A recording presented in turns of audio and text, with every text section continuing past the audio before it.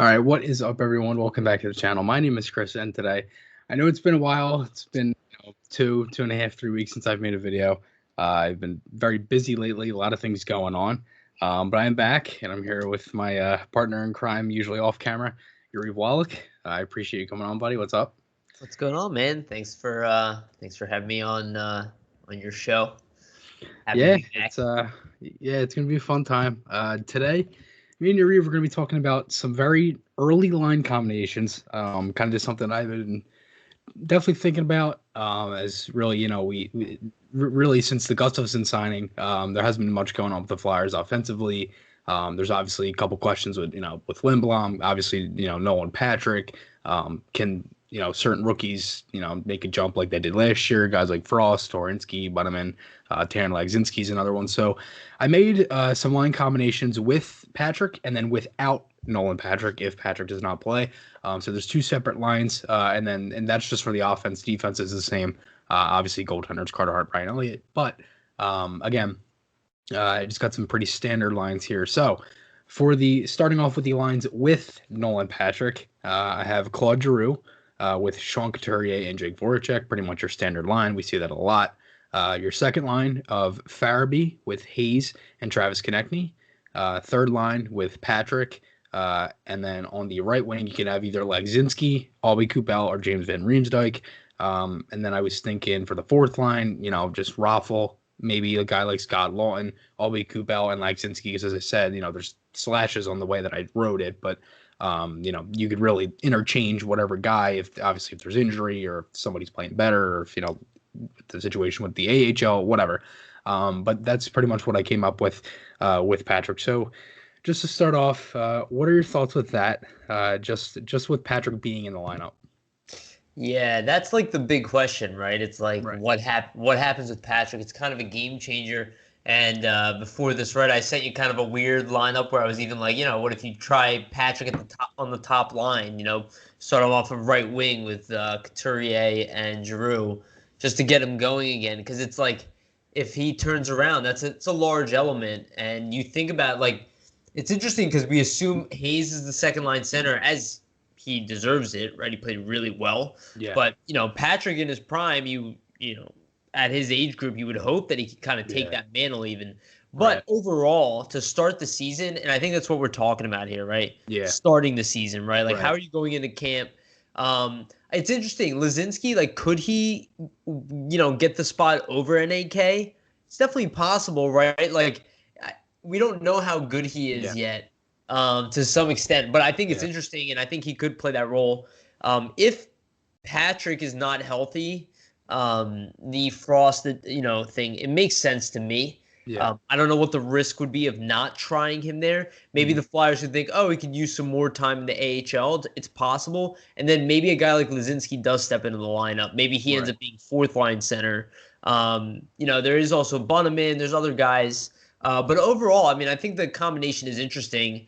The one thing I have tough time with both of these is seeing Lindblom not inside the top six. Now, maybe I get it though, right? Because of cancer, you kind of assume he's going to be. And again, it's starting the season, so it's kind of, you got to work him back into that form. He's only played 2 games.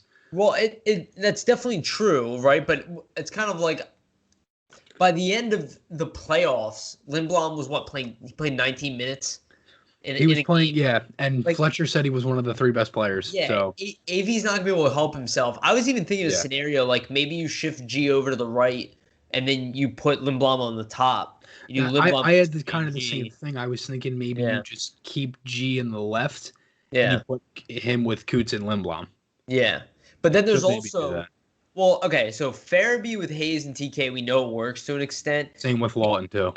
But I almost would rather see Farabee on the third line, and if I could do Lindblom, Hayes, and TK, I'd be like, that is a pretty shut down line. And then you also have TK on top of that. I was thinking go ahead. that. I was thinking that, and then maybe just go back to what they had originally had to start last season when they were so hot of Coots, TK with Lindblom. Yeah. Because that line was amazing, and that was around when Lindblom, led the team in goals and things like that. And there's also the weird stuff where they put together G, Frost, and TK, and that line for some reason did really well. Yeah, I know the one game against Carolina, they 5 or 6 points, I Yeah. think, combined. Yeah, they had a Yeah. really good night that night. I don't think we're gonna see that most No, likely. But I do think this: if the Flyers didn't go out and get a center, Patrick is most likely starting the season with the team. that's what I'm And thinking too. starting, in my Right. opinion, because Mhm. it's a pretty big risk to go in. Because again, we let two guys who are centers walk, not one, two of them. Mhm. And I know we have Lazinski coming, but like Yeah. you would think there'd be some insurance. Get Yeah. out like one guy who costs $1 million a year. Yeah. I mean, you Some also got Rubtsov too. they Uh, they do. right. And again, but this is a guy who also had an injury problem, right? You're Right. you're just thinking of it from a risk management standpoint. Right. Like they can't think he's down and out at the very least. Maybe they don't know it's a guarantee, but maybe they literally are thinking about the problem. Like, worst comes worse, we shift over G and do G, Lindblom, and like Voracek or something. You know what I Mhm. mean? Like maybe that's a line, and do Yeah. like TK and Coots and Farabee or Mhm. something, I right? was thinking maybe something with Patrick Lindblom Farabee. Kind of thinking something like Well, that. Maybe like that young that'd be line. cool. Well, I was actually thinking that for the third line, it would be Yeah, like my simplest thing that's was Farabee, Patrick, and then maybe JVR on the right side. Maybe you swap them, do Farabee on the right side, mhm, do JVR and Patrick. He had JVR size right. with Patrick. I mean, Patrick should have the ability. Obviously, I don't know about now, Right. but when he's fully rolling, he has an ability to kind of carry a line. He should have an Yeah. ability to carry a line, and then you add And I think Farabee's skill. and Go I ahead. think the one thing you kind of have to keep in mind too with AV is that he's not a hold your hand kind of coach. I mean, we've seen Right. that many times with guys like JVR, Exactly. Voracek, Gossespierre, etc. So if he knows he can play Patrick, he's going to play Patrick. Yes, So I mean, exactly. right. He's not going to be like, oh, let me that. They're not No, he babying is him going to if play he's able Patrick. to play. Yeah. Yes, Hmm. if he's good and he's ready and he's playing, he's going to be playing. If he Yeah. gets And he's injured, going to be getting minutes. and that's I mean, unfortunate. Christ, he used Lindblom for more than he should have, and and Oscar was okay with. I mean, again, everybody was fine with He it, he but still, shouldn't be in a game if they're gonna like baby him. Maybe not like overplay him in the first couple games, but goddamn Siri. Overall, it just they gotta. You actually have to play him. Like there's, yeah, it becomes more of a detriment to your team to have a guy in the lineup that you have to baby. You can't do that. You rather sit him, and you rather. That's why some guys get benched because the coach probably in his mind is going. Ghosts. I mean, either I have to worry about you and use you in specific situations, or any guys that no matter what, I can Yeah, just rely on you at the yeah, very and least. it really reminds me of Gossespierre. Yeah, I mean, listen, Ghost in we should talk about the D, but Yeah, Ghost's we should. inconsistency in his play from shift to shift has been an issue over the past couple of years. He's still shown those flashes, which Yeah, is why yeah, he keeps getting chances, but right. he's also not being used in a way that maximizes that anymore. Not playing on the top power play unit isn't Yeah, going to help him. and But it's always like I feel like a lot of the times we kind of get caught at like looking at what he does on the ice when it's like the mental aspect I think is really what hurts him because like think about it, like he knows if he goes out there he messes up he's not gonna play the next shift. yeah, Like he's probably has that state of mind now and he can't get out of it because he knows it's gonna happen regardless of what they say. well, So it's tough.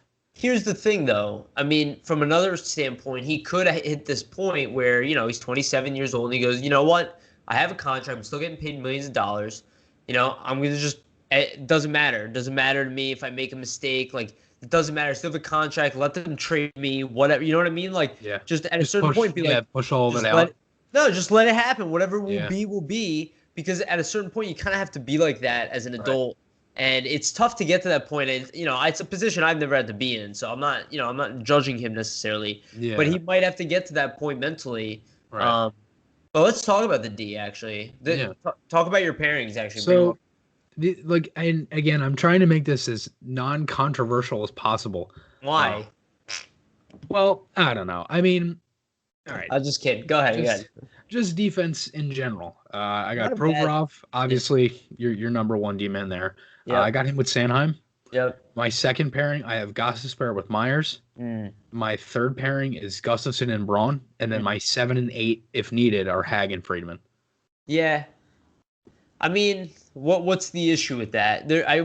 I would say I think the issue that everybody's going to have is Ghost on the second pair. yeah. And honestly, maybe Gustafson playing with Braun. I think once people see Gustafson, Well, it's gonna take time. We should just Yeah. wait and see on Gus. I Yeah. wouldn't necessarily. This is gonna be my first choice. I do agree with you. Provorov and Sanheim. If you want to really create a top pairing, that we've talked about. That's That's the one. You're back yeah. to a top pairing. Sanheim can jump in and Because nip it. Sanheim is your closest right now to your number one demon besides Provorov. He's the closest one to it. Exactly. So, and we know he can play the right side. Having Right. said that, there is this kind of reliance of being able to roll these two pairings, right? Like to have a 1-2 punch of Provorov's out there, then Sanheim's out there. Provorov's out there, then Sanheim's out there. You know what I mean? Like you're alternating them in the lineup. So there is a benefit to splitting them up. So like maybe they do try, and this is the one I know you'd agree with this, Myers, Provorov. Like maybe that is something they do try, and then they try Sanheim with a combination of either it could be Braun even, but no, it's not going to be Braun. Yeah. Either Ghost or Gustafsson. Mhm. And I would be interested to see a Ghost Sanheim pairing. But I think maybe Gustafsson. But Ghost Sanheim has not really been tried much. Yeah. And it could actually work. Yeah, because I think, we've talked about it before where if you want to play Ghost, you have to give him the minutes and he has to play with the people that he's put up the points with before. I mean, he had the 65 point season with Provorov. Well, he's done, he needs to go back to with those players that can make him better. I do want to say this. I don't know if necessarily he was good because other players made him better. Oh, no. You know what I But mean? It would just help him. Yes, yeah. Well, it would create more production, which is essentially Yeah. what he needs to do to get his confidence back. I mean, everybody does say they need to score more. So I mean, but you just think about who his partners were. I mean, he never had good partners when he was excelling until he played with Provorov, and then he went 10th in the Norris Trophy, voting. Doesn't mean he's a Norris caliber defenseman. I'm not arrogant enough to say that about it. He'd have to obviously get back to a 60-point form. But as we've seen, a guy like Gustafsson's done that too. I think Gustafsson's going to be another Mark Strike guy. I think they'll try him with Provorov. I think they'll try Myers with Provorov. I think they'll try Sanheim. They'll even try Braun. They'll try everything. I think we're going to see a lot of combinations at camp. Whenever it does open, I think he's going to play around with that role. I wouldn't be surprised if there was like different combinations every day. Yeah. I think initially, I think what they'll try to do is they'll do Provorov, Gustafsson. Will it work if we just swap the two? Yeah. If not, then we rotate other stuff. But I think they will try this. Gustafsson with Provorov as well. Is there any way you think they put Provorov on the right side? I'm not thinking so either. It's interesting because like, why not? You know? But at the same time, because now I'm thinking about it like what's the risk really? Well, the risk is that he plays 30 minutes a night. And it's like, why put him at a disadvantage? He's playing against the best players on every shift. Yeah. You know what I mean? That's why when I literally see that pairing, I'm like, Provorov, Myers. Like, go for it. That is the pairing you were hoping for, right? Try it in like preseason or something. Yes. Exactly. That's what I mean. That's the time to experiment. I do think they can always go back to Sanheim with Provorov, right? And then do maybe Gustafsson with Myers or Ghost with Myers, like you said. You can do either one of those. Maybe it is Gustafsson and Myers. Could be. Could be something like that, and then Ghost. And then there's also Haig. Obviously, we're not really talking about Haig, but he's definitely considered a starter. We didn't even talk about him, Zamula. He could even make the team at some point. It would be interesting. With the way that they're looking at this, it could be, they have to expand the rosters again. Yeah. Well, we'll see. Honestly, that's like a whole different story for a whole video, but I don't know what would happen with that because they have Wiley and they have a bunch of guys now that's like I don't know what they would do with them if they can't play. But I think they're gonna figure out a way to play. I'm gonna remain positive. Yeah, I am. I mean, why not? It's I can think of a few reasons why not, but but yeah. All right, so let's head into these other lines here without Patrick if he does not play. For the offense, I got Giroux with Couturier and TK still the same. Hayes with Farabee and Voracek. Lindblom with Frost and JVR. And then Raffle with Lawton or Lagzinski or Albay Kubel, either or. So really kind of the only difference is, obviously no Patrick is the biggest thing, which is why I said it was without Patrick. But still, I mean, there's a little bit difference in the lines. JVR on the right side, Frost is your 3C. It could be something, but what are your thoughts on that? Yeah, I mean, I don't see a huge risk with having Frost playing in the NHL. Yeah. To start the season. Yeah. It's just we really do have a lot of depth, and like, is Scott Lawton even really a fourth line player anymore? No. I don't know. But is he a You know what? center of the team? I think at times he could be looked at as to play on the first line. At times, I'm not saying in general. That's what I mean. Is like, Yeah. we also don't know what kind of injuries we'll have. Right. So like, I don't want to count anybody out. But overall, like, if I don't see why Frost, talent wise, the kid is already there. I mean, it's clear the talent is already there. Do you think it's more of just a physical curve then? Kind of the same thing with Farabee, maybe. Well, yes, definitely, but I think Farabee just plays a tighter game overall. He plays a simpler game, and he's pretty much a center wing. Yeah, exactly, and just it's a bigger responsibility. I think Frost, they really, I truly believe this, that they see a high ceiling for him. So like, we really want to bring him in right and be like, we don't need to rush him. You know, we did that with Patrick. We did it with Coots. It's kind of similar with Carter Hart. Because they didn't want to rush him, and they wanted to make sure he was A-okay. And again, he was kind of thrown into that crazy. I agree. They thought they approached Hart like that initially. I do agree with that. But I mean, I have videos. I'll just say here, I have some videos coming out about this. I'm talking about it in the goaltending ones of like my rankings. But Carter Hart is a franchise caliber player. Oh yeah. He literally had no problem coming into the NHL. Yeah, he didn't. And he was thrown into a team that he was just like thrown at the wolves, really. I feel confident saying that Carter Hart is the best goaltender in the National Hockey League. That people might have a big issue with that. I just call you a moron right out, but I mean, more only because he doesn't have the resume, but not because his game and talent isn't there. They're both there. Right. Right. You can doubt the resume, and I understand. And I will say there's a handful of young goaltenders that I think are upper echelon elite. I do too. I don't think he's the only one. We're kind of watching a shift a little bit in goalies, which is I think it's kind of interesting. Guys like a lot Samsonov, of the Jari. Yeah. Guys that kind of look at that as well that have been, again, they don't have the resumes, but they've been there. Like Darcy Kempfer breaking out, you know what I mean? He's almost like the new Devin Dubnyk. Yeah. You know? Like Devin Dubnyk had big guys breakout. Like Mers Lincolns and Corpusalo had really good seasons. Yeah, that's a Torts effect too, I think, though. Yeah. And I think they are talented, but Well, Goryev, and obviously, Yeah. I mean, New York's definitely got the goalies. We got the goalies, which is really nice that we have other good I personally think he's the best goalie in the Metro, Carter Hart. Yes. It's kind of cut clear and obvious, isn't it? Today. No, I think he is today. I don't know. I mean, like the NHL posted something on, I think it was, might have been Twitter or Instagram. I don't know. It was one of the social medias, and it was all the starting goaltenders. I was like, dude, like it's kind of like a pretty like half a landslide at this point.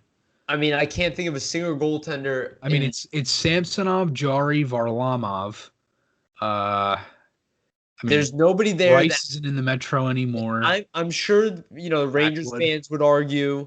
But again, great young goaltenders, but none of them, I believe, are on Carter Hart's level. No. Shesterkin is the only one that you could say could be on that level. But he's played 12 games. He's still has not done what Carter Hart has done. So I still, again, I'm not saying these kids won't be in that conversation. Oh, no. Like Vasilevsky's not going anywhere.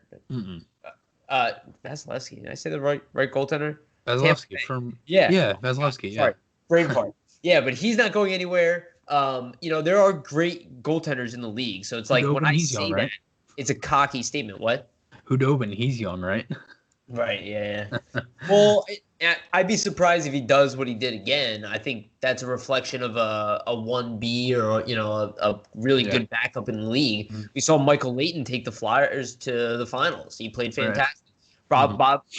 Brian Boucher. I said Bobby. Yeah. You had Emery was hurt that year. Yeah, I mean, like Brian Boucher, like say what you will about him, but he had some upper echelon moments in his game. He just couldn't extend it for long periods of time. But he has some records in Arizona. Was he like that? Rookie year, he was exceptional with the Flyers. There's a reason he was so good. I was like, when I was a kid, I was like, he's the next Patrick Waugh. I remember I was so excited about it because he had great numbers and he was really good. And I remember he made this amazing Hasek-like save. But consistency, man, it's tough with goalies. A guy that comes to my mind with that is Mason. Yeah. Yeah, well, rookie year also. He did have some great years. He did. But I'll be honest. If we're just talking Flyers here, in the times that I've been watching a Flyer, I have never seen anybody this good in a Flyers uniform. And I mean, like, really watching. Like, I wasn't around for the Pelle Lindbergh eras. I was around a little bit for the Hextall You're era. still talking Hart, right? Yeah, I'm talking Hart. Okay. Like, who's better? And I mean that honestly. Like, there's been some high P. Some goaltenders have had some really good seasons. I think he's the best goalie since Bernie Perrant. Well, Pelle Lindbergh was also exceptional, but he just died early. Right. And we don't know how good he really was going to be in the end. Yeah. But could you argue Hextall? I mean, Hextall is one of the, he's the top 3, top 4, or whatever. Carter Hart still has a long way to go. He has to prove it. He's already like top 10 in playoff wins. That's what I'm saying. I'm like, I almost all I see in him is a franchise caliber goaltender. Yeah. That's all I see. I just see a guy who literally is not phased. You can move him to any team in the National Hockey League, and he's going to be one of the top 5 best goaltenders in the league almost every year. That's what I believe the Flyers just got. It's funny because I could have sworn I could have sworn I saw him tonight at work, but it wasn't him. It was somebody different. But it was like the skinny guy, and he had a blue hoodie on, and it was like he had a baseball cap on, looked just like Hart, had a little mustache and everything. I'm like, did I just walk by Carter Hart? And I'm like, it ended up not being him because there wasn't any players there. But it was fun. I met Danny Briere, which was really cool. Yeah. It was a highlight of my night. But yeah, man, that was cool. But again, Yariv, I thank you for coming on. We're gonna wrap this one up here. Remember, guys, podcast articles, those links are on my channel. If you want to tell everybody where you can find you. And obviously at flyersnitty.com. I can't speak. But yeah, if you want to tell everybody where they can find you. Sure. You can follow me on Y Wolok, YWOLOK on Twitter. It's pretty much on everything. But yeah, check out my YouTube channel, Flyers Nitty Gritty, which is linked to my channel as well. Yeah, thanks, buddy. So you can go to Flyers Nitty Gritty's YouTube channel. Go to our Twitter. But I have a video series coming out on the Flyers, like kind of young star system, kind of guys who are in the NHL, but also making their way in, all of a similar age group. And that's kind of the point of the list, is for people to see that, like, there are kids who are younger who are already in the NHL that you're bashing, and then you're excited about guys who haven't even sniffed pro hockey, and they're like the same age, And I don't think people really realize that. That's like when the kid is in the NHL and he's struggling, he's still better than the kid who's doing really well in juniors. Like, majority of the time, that's the case, because it's that hard to make the NHL. So just a cool little list that I'm excited about. And thanks overall, man. Thanks for having me on. Yeah, no problem, man. So again, guys, podcast articles, those links are on my channel. Hope you guys enjoyed this one. I'll see you guys in the next one, and goodbye. Cool.